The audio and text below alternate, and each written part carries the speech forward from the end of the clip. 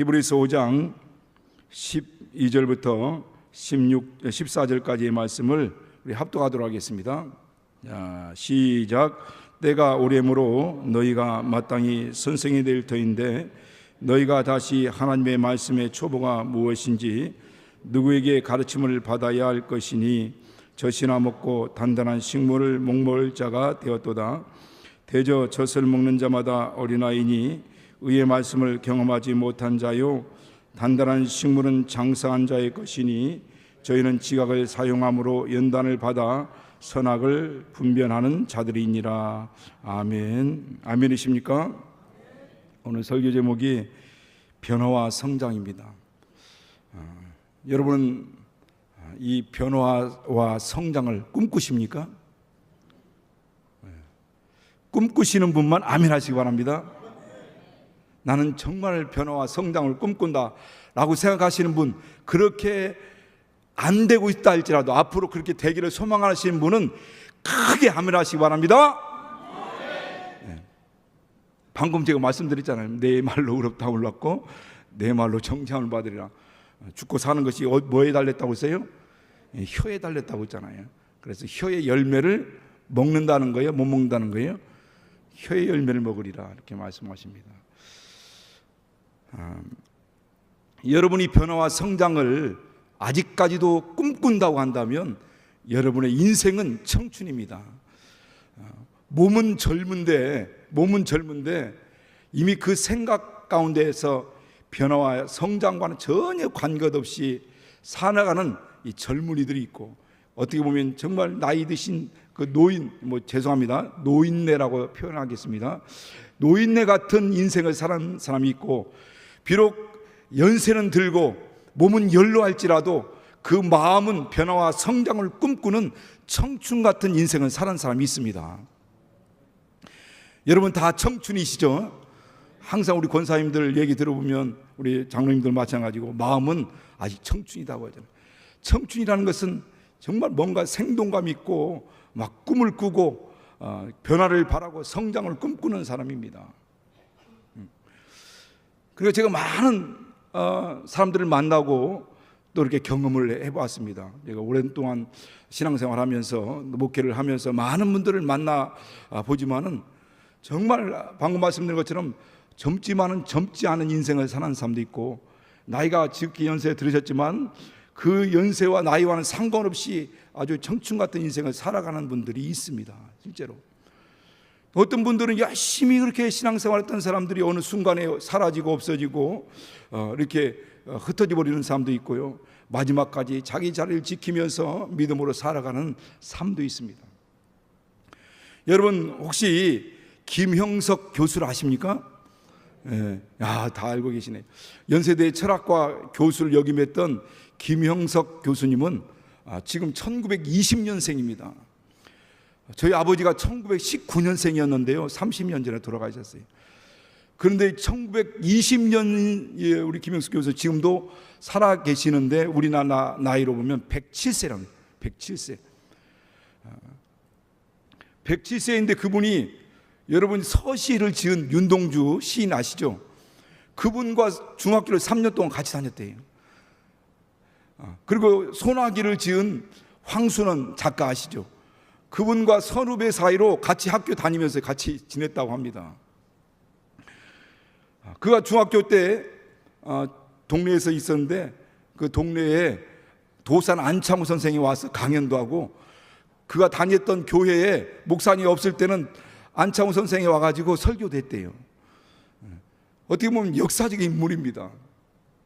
중학교 다닐 때 숭실 학교를 다닐 때 그 당시 이제 신사참배를 계속 강요해가지고 학교에도 신사참배를 해야 될 그때가 왔다는 거예요. 그래서 자기는 신사참배 할 수 없다고 생각해가지고 자퇴를 했답니다. 그 도서관에 들어가가지고 도서관에서 책 보면서 그래서 공부를 이렇게 했대요. 중학교 들어갈 때 그 아버지가 그에게 한 교훈을 줬는데 그 교훈을 항상 마음에 가지고 있다고 합니다. 지금도. 그 중학교 들어갈 때 그가 자기 그를 불러가지고, 형석아, 이제 내가 앞으로 살아갈 인생이 길 텐데 네가 살아가면서 너 자신을 위해서 살고 가정을 위해서 산다면 너는 그만큼 성장할 것이다. 내가 더 나아가서 좋은 친구를 사귀고 가장 좋은 직장을 구해서 사회에 봉사하고 또 그렇게 훌륭한 직장인으로서의 삶을 산다고 한다면 너는 그만큼 성장할 것이다. 그러나 네가 나라를 생각하고 민족을 생각하고 네가 애국하는 마음으로 그렇게 살아간다면 너는 그만큼 성장할 것이고 나라와 민족의 역사와 함께 너의 한 모든 일도 이렇게 같이 기록될 것이다 라고 이렇게 교훈을 줬다는 거예요. 그래서 그가 교수도 했지만은 살아가면서 항상 마음의 뿌리 가운데는 항상 이 애국심이 있었다고 합니다. 그래서 이 애국심을 가지고 교수로서 가르치기도 하고 이것이 나라와 민족을 위한 애국이라고 생각하고 학생들을 가르치기도 하고 모든 일을 그렇게 했다는 거예요.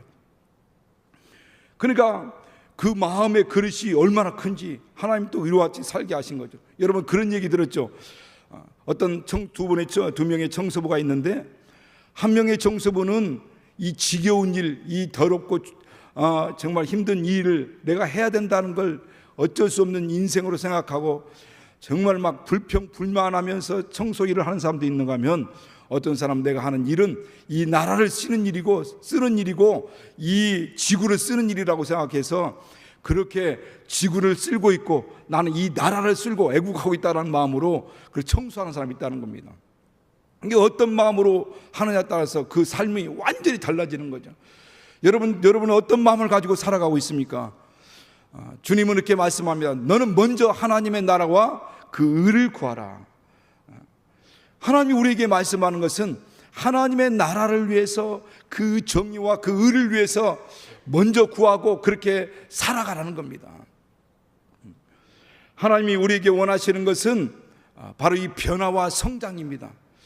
하나님이 우리에게 변화와 성장을 원한다고 하신다면 이 변화와 성장하는 것은 우리가 변화하고 성장하는 것은 하나님의 뜻이라는 거예요. 나는 심었고 아볼로는 물을 주었을 때 이를 자라나게 하시는 분은 하나님이시라고 말씀합니다. 하나님은 모든 만물이 성장하도록 원하시는 거예요. 자라기를 원하시는 겁니다. 만물을 창조하신 창조자의 그 자연적인 섭리, 그 원리는 자연적인 성장 원리는 바로 자라나는 겁니다. 자연적으로 모든 것이 다 자라게 돼 있어요. 살아있는 것은 다 성장하게 돼 있습니다. 그러나 성장하지 않고 변화되지 않는다라고 하는 것은 뭔가 병들어 있다든지 아니면 뭔가 생명력을 잃어버렸다라고 하는 뜻이기도 하죠. 하나님 우리 모든 분들이 끝까지 계속 자라가기를 원하고 성장하기 원한다는 거예요. 그래서 오늘도 본문에서 말씀하길 때가 오래므로 너희가 마땅히 선생이 될 터인데, 때가 오래고 시간이 지나면 마땅히 선생이 될 텐데, 이 말씀에 그 이면에 깔려있는 하나님의 마음은 어떤 마음이냐면 너희가 때가 오래므로 선생이 될 텐데 선생이 되지 못한다는 거예요. 성장하지 않았다는 겁니다. 이 하나님은 모든 것이 성장하기 원하고 변하기를 원하는데 때가 오래가 됐는데도 불구하고 아직 성장하지 않았다는 거예요. 그들에게 모범이 될 만한, 꼭 가르친다는 의미만 아닙니다. 모범이 될 만한큼 남을 섬기고 나누고 베풀며 주님이 원하시는 그 믿음의 분량에 이르지 못했다는 겁니다. 여러분 어린아이가 태어나게 되면 성장하게 되죠. 신체가 성장하고 생각, 지각 능력이, 지적 능력이 성장하게 됩니다. 그래서 우리가 아이가 태어나게 되면, 자녀가 태어나든 이전의 기억을 추억해 보면 또 아니면 손주가 태어날 때 애가 자라면서 이게 엎어치기를 합니다. 엎드리게 되죠. 그러면 막 그만큼 성장했다는 그 기쁨, 네가 엎드렸구나, 이게 엎었구나, 자기의 힘으로. 그런 것 때문에 막 박수치고 난리법석이지 않습니까? 또 조금 자라서 그 아이가 엄마 아빠 하게 되면은 막 엄마 아빠 했다고 너무너무 좋아합니다. 사람이 성장한다라고 하는 것은 이와 같이 신체적으로 어떤 지각적인 능력도 성장을 의미하는 것이고, 또 사람이 성장한다는 것은 그 이 말이 이제 더 잘하게 된다는 거죠. 그리고 요즘 아이들은 얼마나 말을 잘하는지 몰라요. 조그마한, 저도 유튜브를 통해서 아이들이 자라가는 과정을 유튜브에다 촬영해가지고 올리는 거 있지 않습니까? 그 아이들 조그만 말 못할 것 같은 아이가 말을 하는데 얼마나 말을 잘하는지 저보다 잘하는 것 같아요 보니까. 그렇게 말을 잘해요. 근데 오늘 예수 그리스도 안에서도 마찬가지입니다. 우리가 신앙이 성장한다라고 할 때 우리 육체는 성장하지 않지만 내 속사람이 성장하는 거죠. 그런데 그 성장한다라고 하는 그것이 표면적으로 나타나는 것이 뭐냐면 말이라는 거죠. 말. 그래서 이 말을 통해서 정말 이 사람이 믿음이 성장해 있구나, 이 사람 믿음이 성장하고 있구나라는 것을 알게 되죠. 예수님이 이렇게 말씀하셨어요. 마음에 가득한 것을 입으로 말함이라. 은혜를 많이 받으면 받을수록 그 은혜가 뭘로 나타나냐면 말로 나타나는 겁니다. 그러니까 우리가 정말 예수 믿고 나서 은혜 받고 구원받고 나서 은혜 받고 난 다음에 우리가 그 예수 그리스도를 증거하기 시작하죠. 제가 참 교회 왔을 때 이 예배당에, 저쪽 예배당이죠. 저쪽 예배당 딱 들어오니까 막 여기저기서 막 기도를 크게 하는데 막 예수야, 또 아버지 이런 거예요. 이 사람 저 사람이 아버지 아버지 하면서 기도를 하는데 왜 아버지를 여기서 부르는가 싶기도 했죠. 처음에 왔을 때는. 그런데 제가 예수 믿고 나서 은혜 받고 성령 받고 막 이에서 방언이 터지고 할 때 첫 번째 나온 것이 아버지. 우리가 어린아이가 엄마 아빠 할 때 너무 기뻐하듯이 하나님께서 오늘 우리에게 영원히 살고 거듭난 자들에게는 입에서 예수가 나오기 시작하죠. 그래서 만나는 사람들에게 예수를 전하기 시작하고, 그리고 그 삶에 변화가 오기 시작하는데 이웃 있는 사람들, 주변에 있는 사람들이 다 예수 믿지 않는 사람들 알게 되죠. 너 예수 믿는구나. 이 사람이 바뀌었네, 변했네 라고 얘기를 하죠. 그 언어를 통해서 예수가 나오기 시작하고, 그 다음에 감사의 언어가 나오기 시작하고, 이제는 원망, 불평, 부정, 비난, 비판 이런 것들이 계속 왜 내 인생은 왜 이 모양이냐는 식으로 불평과 원망했던 그 삶에서 감사가 나오게 되고, 믿음의 언어가 나오게 되고, 그러면서 말이 달라지는 겁니다. 신앙의 언어가 나오죠. 그리고 그래서 사람들 딱 보면요, 예수 믿는 사람들은 벌써 이제 얼굴 모양새부터 얼굴이 좀 달라져요. 막 아주 험악하고, 어디 저기 뭐 파출소에 거의 명단에 나올 만한 그런 얼굴도 있지 않습니까? 사진으로. 그런 사람들 얼굴은 그 모습인 것 같은데, 무슨 성형 수술한 것도 아닌데, 그런데 얼굴 형태가 달라지고 또 이렇게 모양이 달라지고 그 모습이 달라지는 거죠. 온화한 모습으로 바뀌는 겁니다. 그러면서 말이 달라지고, 그러면서 그 삶이 달라지는 겁니다. 그 행실이 달라지죠. 이전에는 자기 것, 내 것만 챙겼던 그런 사람들이 베풀 줄 알고 나눌 줄 알고, 그리고 다른 사람을 살리려고 몸부림치는 이런 변화의 역사들이 일어나게 되는 거죠. 그런데 오늘 본문에서 말 때가 오래므로 이런 사람들이 돼야 되는데 이러지 못하고 뭐라고 말씀하고 있습니까? 말씀의 초보가 무엇인지 누구에게 가르침을 받아야 될 것이라. 다시 하나님의 말씀의 초보, 하나님의 말씀의 초보가 뭡니까? 회개나 속죄에 대해서나 회개에 대해서나 거듭남에 대해서, 또 아니면 성령의 인침과 또 부활과 심판과 이런 가장 기본적인 것을 다시 그들에게 다시 하나님 말씀의 초보를 가르쳐서 다시 그들의 신앙을 불러 일으켜야 될 만큼 가장 어린애 같은 신앙에 빠져 있다라고 하는 것을 말씀합니다. 그러니까 젖이나 먹고 단단한 식물을 못 먹을 자가 되었다는 거죠.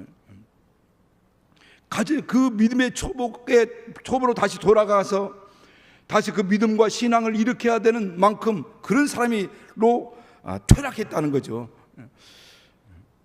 어떤 사람은 변화와 성장이 있는가 하면 어떤 사람은 쇠퇴와 퇴락이 있습니다. 변질이 있고.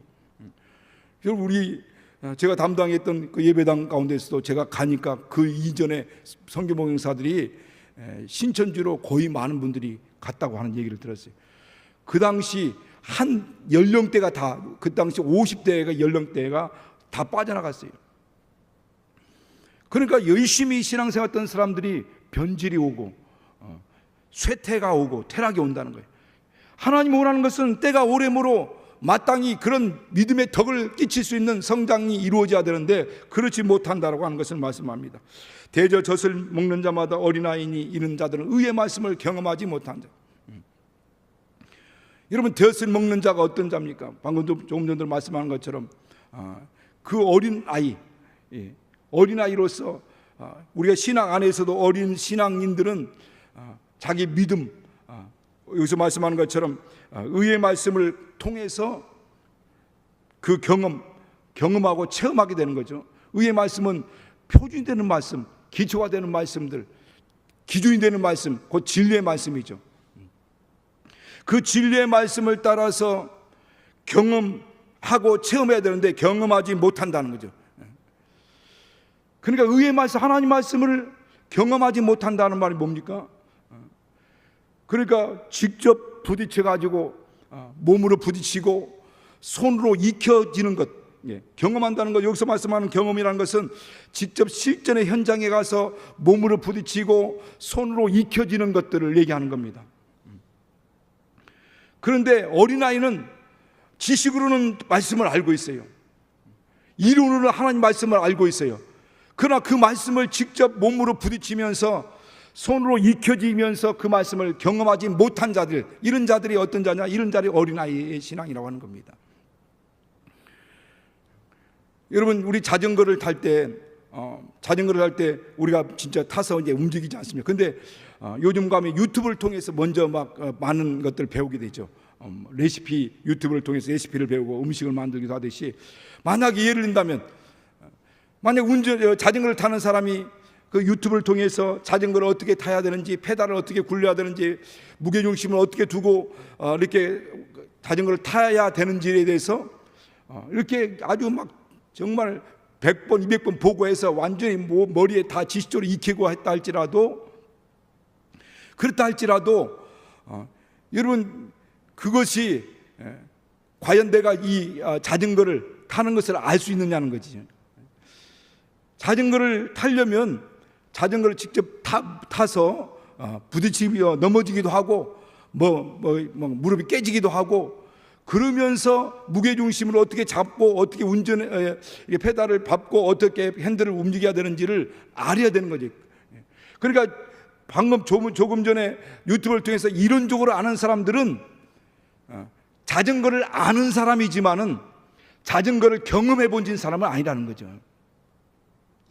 자전거에 대해서는 지식적으로는 알고 있더라도 자전거를 경험해 보진 않은 거예요.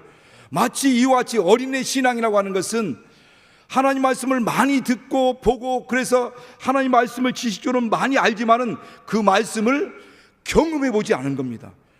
그 말씀에 부딪혀서 성경에 있는 그 말씀을 내 삶 가운데 끌어당겨 가지고 그 말씀을 내가 삶으로 체험하고 경험해야 되는데, 그렇지 못하고 이론과 지식으로만 아는 거예요. 그러니까 이런 사람들은 힘들고 어려운 일들이 벌어지고 고난이 오고 역경과 시련이 오게 되면은 그냥 넘어지게 되는 거죠. 낙심하게 되고 좌절하게 되죠. 그 말씀이 그에게 힘이 되지 못하고 생명되지 못하는 겁니다. 이겨내지 못하는 겁니다. 그런데 마치 여기서 말씀하는 것처럼 대저 젖을 먹는 자마다 어린아이 은혜의 말씀을 경험하지 못한 자요, 단단한 식물은 장성한 자의 것이네.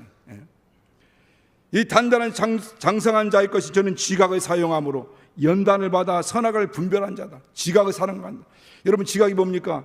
눈, 코, 입, 귀를 통해서 지각을 사용하면서 보기도 알고 냄새도 맡기도 하고 어떤 사물을 우리가 느끼게 되는 거죠.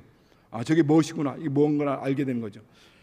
그게 지각을 사용함으로 그렇게 모든 걸 알아가듯이 직접 냄새를 맡고 손으로 만지고 귀로 듣고 눈으로 보기도 하고, 그런 것처럼 우리 영적 지각을 통해서도 하나님을 알게 되고 말씀을 경험하게 되는 겁니다. 영적 지각, 영적 이 오감을 통해서 사람이 알듯이 영적 지각, 영감을 통해서 그 말씀을 경험하게 돼. 이렇게 하면 안 되겠구나. 이것이 하나님의 뜻이다. 그러면 내가 순종해야 된다. 하나님 뜻이 아니다. 그래서 하지 말아야 된다는 것을 해야 될 건가, 하지 말아야 될 건가, 내가 순종해야 될 건가, 내가 순종하지 이것을 거부해야 될 것인가를 분명히 이런 것들을 분별하는 거예요. 지각을 사용해서 분별하고 그것을 해야 될지 말아야 될지를 깨닫게 되는 겁니다. 알게 되는 거죠. 그래서 우리가 신앙생활하고 말씀을 알고 말씀을 삶으로 경험한 사람들, 말씀을 삶으로 체험한 사람들, 그런 사람들은요 정말 이것을 지각을 사용하게 되고, 그래서 이거 이렇게 하면 내가 속는 것이다, 이렇게 하면 내가 마귀에게 속는 것이다, 지금 마귀가 역사하고 있구나, 귀신이 나를 방해하려고 하겠구나, 내가 이렇게 하면 귀신에게 속게 되는 거구나, 이렇게 하면 안 되겠구나 라고 하는 것들을 분별하게 되는 거죠. 그것을 분별하게 되는 겁니다.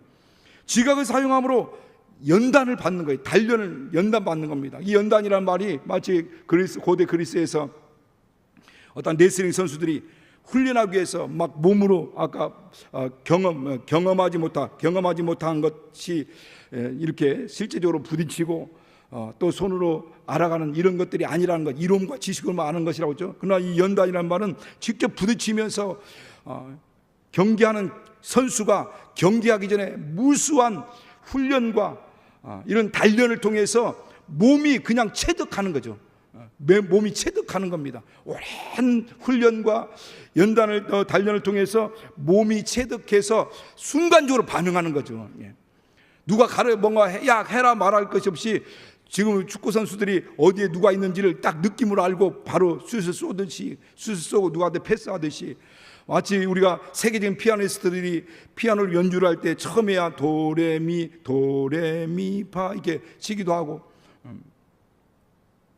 또 어떤 그 노래를 이렇게 어떤 한 음을 땅땅땅 때리기도 하지만은, 그러나 수천 번, 수만 번의 이 훈련과 연습을 통해서, 수만 번 연습을 통해서 하다 보면 이 손끝 이 감각이 음을 아는 겁니다. 이 손끝 감각이 음을 알아요. 다음에는 도를 쳤으니까 다음은 내를 치야지 머리로 지각해서 그렇게 막 움직이는 것을 할 수 있는 게 아니거든요. 여러분 막 피아노 치는 거 보면, 세계적인 피아니스트들 치는 거 보면 막 이 어마어마하게 빠르게 치지 않습니까? 그것을 다음에는 도를 치야지, 다음은 내를 치야지 머릿속에 생각해 치는 게 아니에요. 이미 수많은 연습과 또 연습을 통해서 이 손끝이 그 감각을 익히고 있는 겁니다. 그래서 손이 막 가는 거죠. 그냥 막 가는 거예요. 그러니까 이와 같이 연단이라는 말은, 이 연단을 받아라는 말은 그렇게 수많은 부딪힘과 실패와 좌절과 낙심을 하면서 또 이렇게 삶을 통해서, 삶 가운데서 또 어떤 인간관계 가운데서, 뭐 직장 생활 가운데서, 고난 가운데서, 이 어려움 가운데서, 그 어려움과 고난과 실패 가운데서 직장 생활하면서 물질 문제로, 또 가정 안에서 또 이런 관계 가운데 살아가면서 이런 관계를 통해서 체득하는 겁니다. 체득. 몸으로 부딪히면서 체득하고, 혼자 조용히 신앙생활하는 것이 아니라 체득하면서, 그러면서 하나님 말씀을 내 삶의 현장에 끌어와 가지고 이 말씀으로 이 삶을 이겨가는 거죠. 그래서 원수를 사랑하라 하면 나는 원수를 사랑할 능력이 없어요. 영적인 진통이 옵니다. 그걸 그렇게 감당할 수 없을 때. 그런데 원수를 사랑하라 하니까 그 말씀대로 순종하려고 해서 나를 죽이기 위해서 몸부림치는 거죠. 자기를 낮추기 위해서 몸부림치는 겁니다. 또 삶을 살아가면서, 직장 생활하면서, 여러 가지 또 사업을 하면서 내가 이렇게 하면은 이득을 얻을 수 있고 더 많은 수익을 얻을 수 있고, 조금 내가 한마디 거짓말하면은 더 많은 것들을 얻을 수 있지만은, 그럼에도 불구하고 하나님께서 지켜보신다라고 생각하고, 하나님 보신다고 생각하고, 정직하라는 말씀을 내가 가지고 있기 때문에, 그 말씀 때문에 내가 오히려 더 손해를 보고, 남들이 나를 욕하고 나를 비방할 때 속에서는, 마음 육체 안에서 나오는 말은 너도 원수 갚아, 너도 보복해, 너도 같이 욕해 라고 하지만은, 하나님의 자녀로서 그러면 안 된다. 원수를 사랑하고 너를 핍박하는 자로 해서 기도하라고 하는 그 말씀이 내 삶에 부딪힘이 오므로 인하여서 그 말씀을 부여잡고 이 삶을, 이 환경을 이겨가는 겁니다. 그게 바로 연단이에요. 오늘 여기서 말하는 연단입니다. 그런 수많은 연단과 단련을 통해서 바로 무엇이 옳고 무엇이 그른지, 무엇이 잘못되고 무엇이 행해야 될 일인지를 순종해야 될 것, 또 순종하지 또 우리가 감사해야 될 것, 여러 가지 할 것을 분별하게 된다는 거죠. 그러니까 이론으로 알고 지식으로 아는 그런 사람은 어린애 같은 신앙이죠. 그러나 이 모든 이 지각을 사용함으로 연단을 받아서 영적 이런 체험과 직접 부딪히고 실패하고 깨어지고 또 여러 가지 고난을 통해서 직접 그 말씀을 내 삶에 끌어들여서 그 말씀으로 그 모든 환경을 이겨내고 그런 내 안에 있는 정말 여러 가지 모든 죄 요소를 이겨내면서 그걸 극복해내면서 성장하는 사람들, 이런 사람들이 장성한 사람들인 겁니다. 우리 에베소서 4장 한번 13절부터 한번 말씀 한번 보겠습니다. 여기 똑같은 말씀이 나와 있는데 13절부터 15절 말씀을 한번 같이 읽겠습니다. 자, 시작. 우리가 다 하나님의 아들을 믿는 것과 다 하는 일에 하나가 되어 온전한 사람을 이루어 그리스도의 장성한 분량이 충만한 데까지 이르니 이는 우리가 이제부터 어린아이가 되지 아니하여 사람의 계술과 간사한 유혹에 빠져 모든 교훈의 풍조에 밀려 요동치 않게 하려 함이라. 오직 사랑 안에서 참된 것을 하여 범사에 그에까지 자랄지라. 그런 머리니 곧 그리스도라. 여기 뭐라고 말씀합니까? 여기 보면 다 하나님 아들을 아는 믿는 것과 아는 것에 하나가 되어 온전한 사람을 이루어라고 했을 때 이 온전한 사람이라는 말 단어와 방금 우리가 읽었던 장성한, 단단한 식물은 장성한 자의 것이니라는 장성한 자라는 것과 여기 방금 우리가 읽었던 여기 온전한 사람이 똑같은 단어를 사용한 거예요. 텔레이오스라는 단어를 똑같이 샀습니다.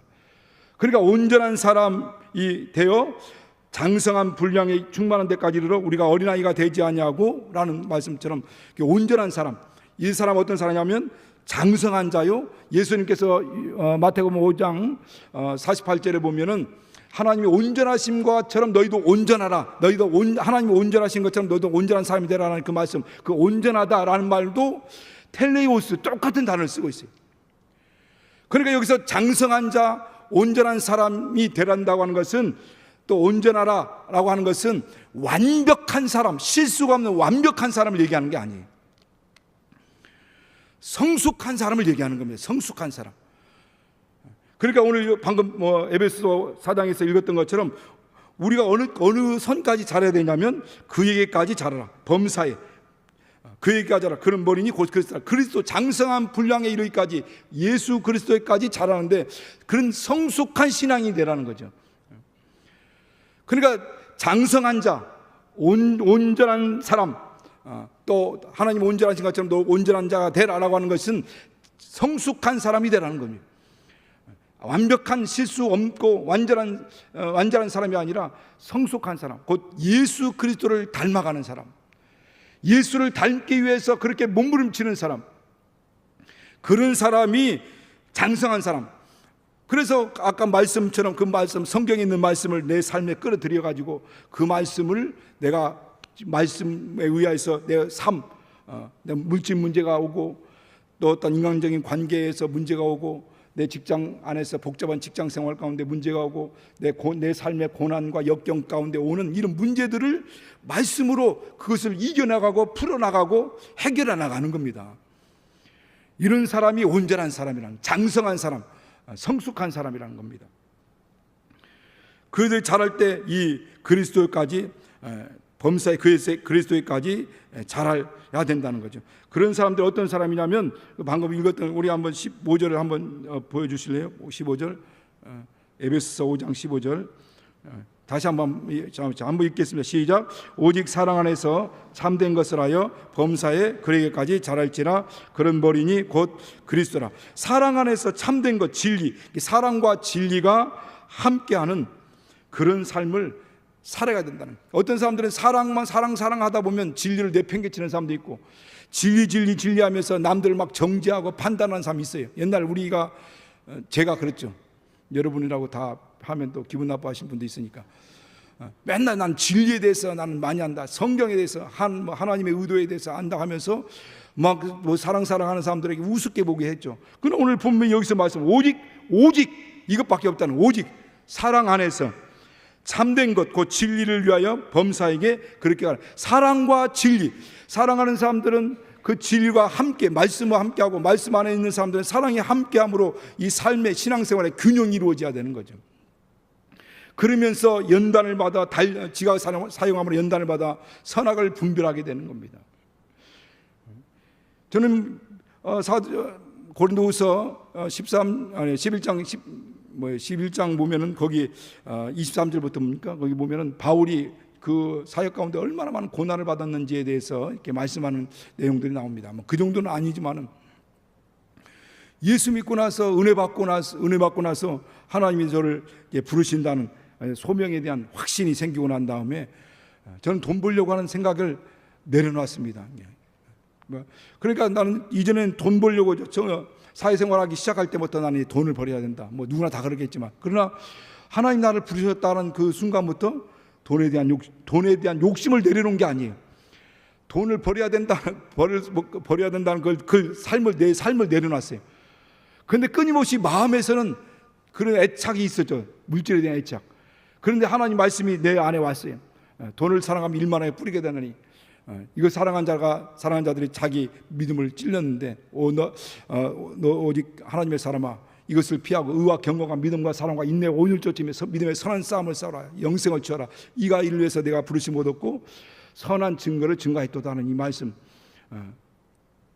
그런데 이 디모데 전서의 6장에 있는 말씀인데, 그 말씀이 안에 들어왔어요.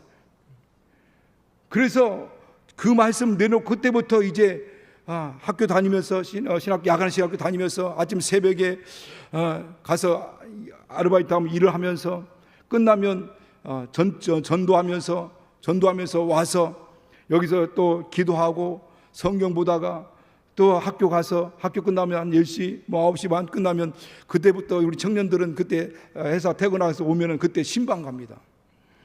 신방 가다 보면 12시 넘으면 차가 끊어져요.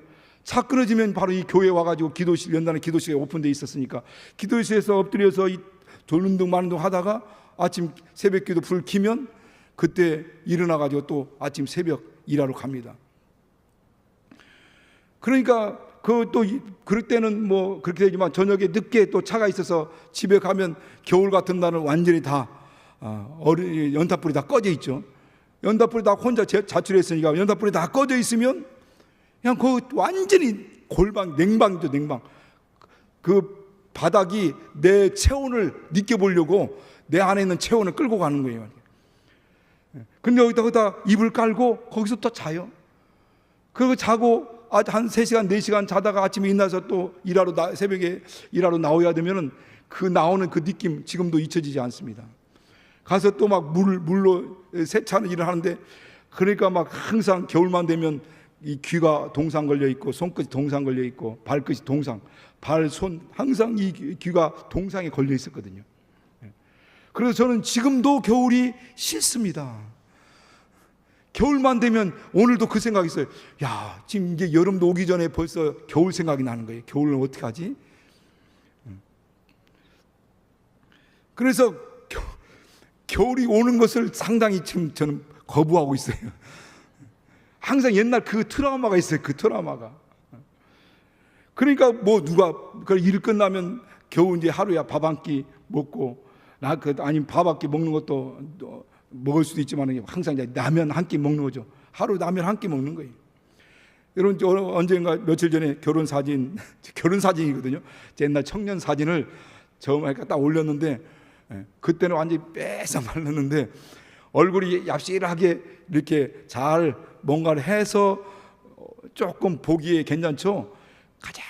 그때가 가장 정말 가장 하루에 라면 한 끼 먹고 살 때거든요.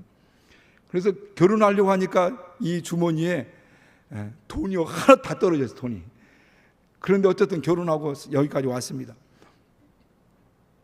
그러니까 못 먹을 때도 있죠. 쌀이 없어서 못 먹을 때도 있었어요. 우리 집사람이, 저는 그냥 어디 가서 먹긴 하는데, 그러니까 그러면서 끊임없이 사례가 많아지는 것도 아니니까 어쨌든 계속 일을 하면서 학교도 다니면서 대학원 과정도 다니고 또 독학하면서 또 다른 그런 과정도 받고 하면서 계속 그렇게 해왔거든요.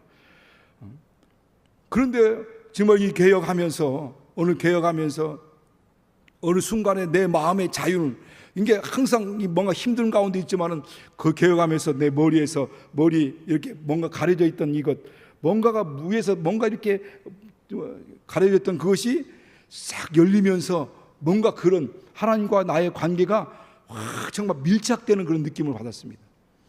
여러분, 그런 세월로부터 우리가 지금 10년이란 세월에 지금 다가왔습니다. 여러분은 지금 성장하고 있습니까? 변화하고 있습니까? 아니면 지금 정지하고 그렇게 아니면 또 도태되거나 쇠락하고 있습니까? 하나님은 지금도 끊임없이 우리가 성장하기 원합니다. 오늘 이게 말씀하셨잖아요. 방금 우리가 에베소서 2장 그 몸을 자라게 함으로 사랑 안에서 역사하여 세우는데 어디까지 자라게 원하냐면 오직 사랑을 참된 것 사이 범사에 그에게까지 자라지.